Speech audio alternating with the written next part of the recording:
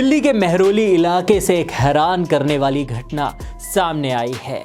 एक व्यक्ति ने अपनी लिव इन पार्टनर की गला घोंटकर कथित रूप से हत्या तो कर दी, उसके बाद शव के करीब 35 टुकड़े कर उन्हें लगभग 3 सप्ताह तक 300 लीटर की क्षमता वाले अपने फ्रिज में रखा और एक के बाद एक कर उन्हें राष्ट्रीय राजधानी के विभिन्न हिस्सों में फेंकता रहा। इस घटना ने पूरे देश को झकझोर कर रख दिया है। इस केस में आए दिन नए खुलासे हो रहे हैं। तो चलिए आपको इस खौफनाक श्रद्धा मर्डर केस की पूरी कहानी बताते हैं। पुलिस अधिकारियों ने बताया कि आफ्ताब अमीन पूनावाला की गिरफ्तारी के बाद ये घटना सामने आई है। ये घटना 6 महीने बाद सामने आई है। उनके अनुसार महिला के शव के कटे हुए हिस्से मिले हैं और पुलिस हत्या में इस्तेमाल किए गए हथियार की तलाश कर रही है। विश्वासघात और छल की इस दुखद घटना में आरोपी आफ्ताब अपराध के 6 महीने तक बचता रहा।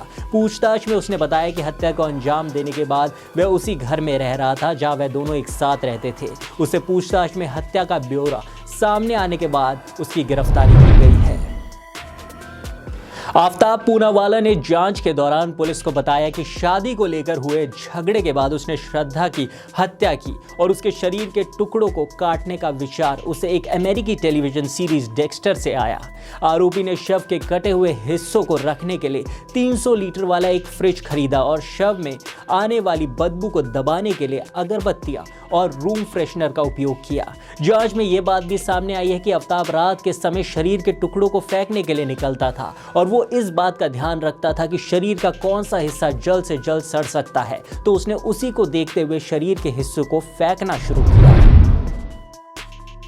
इस सारे मामले के बीच एक हैरान करने वाली बात भी सामने आती है। अगर सूत्रों से मिली जानकारी को माने तो आफ्ताब जिस समय श्रद्धा के टुकड़ों को फ्रिज में रख रहा था, वह उसी समय दूसरी लड़की को अपने मेहरौली वाले किराए के फ्लैट में मिलने के लिए बुलाता था। एक महिला को वह डेट कर रहा था। सूत्रों ने बताया कि आफ्ताब कथित तौर पर एक दूसरी महिला यानी एक मनोवैज्ञानिक के संपर्क में उसी डेटिंग ऐप से आया जिसके माध्यम से उसकी श्रद्धा से 2019 में मुलाकात हुई थी।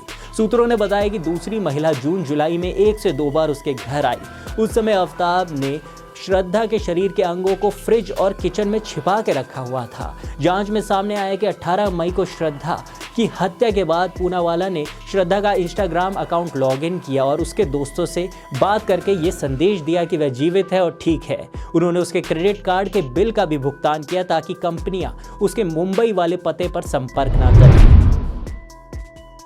आपको बताएं, हत्या के अगले कुछ हफ्तों तक आफ्ताब ने कथित तौर पर महिला के दोस्तों के साथ उसके सोशल मीडिया अकाउंट का उपयोग करके बातचीत की ताकि कोई संदेह पैदा ना हो।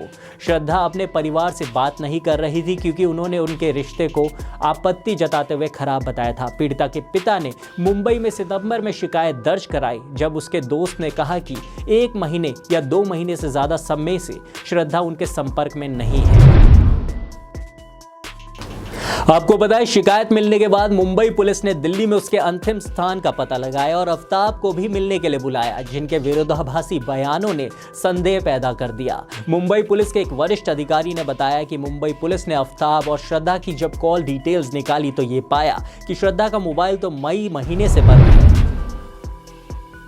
फिर आफ्ताब को बुलाया गया और उससे पूछताछ की गई और उसके बयान को भी दर्ज किया गया। 8 नवंबर को मुंबई पुलिस ने मेहरौली थाने में श्रद्धा के लापता होने की सूचना दर्ज की।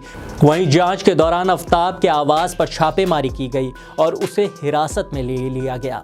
पुलिस के अनुसार अब इस केस में आगे और भी कई बड़े खुलासे हो सकते हैं।